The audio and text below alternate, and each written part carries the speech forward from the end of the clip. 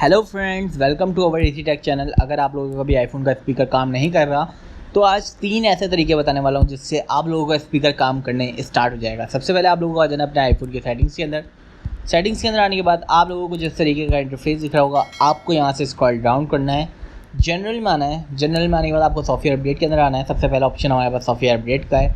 आप लोगों को अपने आईफोन का सॉफ्टवेयर अपडेट लाजमी कर लेना है, ठीक है दोस्तों।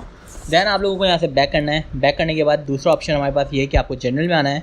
जनरल में आने के बाद आपको ट्रांसफ़र और रीसेट आईफोन का ऑप्शन दिख रहा होगा, इसके अंदर आपको आना है और erase all content and setting के ऊपर आपको टैप कर देना है।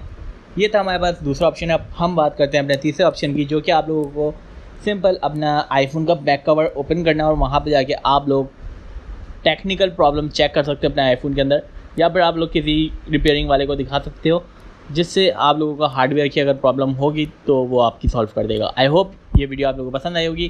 Please do subscribe my YouTube channel for more videos. Thank you.